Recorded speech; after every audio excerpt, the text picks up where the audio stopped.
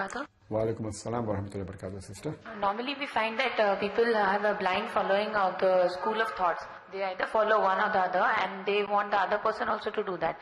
In case a girl confronts a situation wherein the boy is rigid about one particular school of thought, or he belongs to an institute and he strictly, wants to follow their guidelines or whatever, should a girl go in for that? Sister asked the question that some people follow strictly a school of thought, and many a time when you choose a life partner, the boy that she is supposed to marry may be following one of these school of thought, maybe belonging to an institution which is strict, so should she go into the marriage? Sister, you should see how strict is he.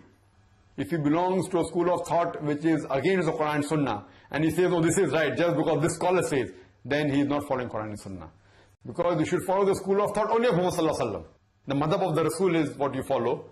And if he is strict about one school of thought, or if he just belongs to a particular school of thought, then if you are able to convince him that, see, all the four Aimmas, whether it be Imam Abu Hanifa, Imam Shafi, Imam Ahmad ibn Hanbal, Imam Malik, all the four Aimmas said that if you find my fatwa, which goes against Allah and Rasul, throw my fatwa on the walls. It means that all these Aimmas, these great scholars, they encouraged following Quran and the Sunnah.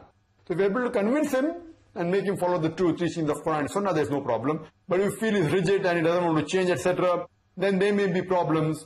Then you have to see how rigid is he, and which school of thought does he belong to. Does he belong to a school of thought which is close to Quran and Sunnah, or a school of thought which is far away from Quran and Sunnah? So if he belongs to a school of thought which is far from Quran and Sunnah, and only in terms of rituals they are close to Islam, otherwise in practice they are far away from Quran and say Hadith, then that person may not be very virtuous. So in that case, either you convince him to follow Quran and Sunnah, or you search for a person who is on the line of Quran and Sunnah, sister. Hope that answers the question.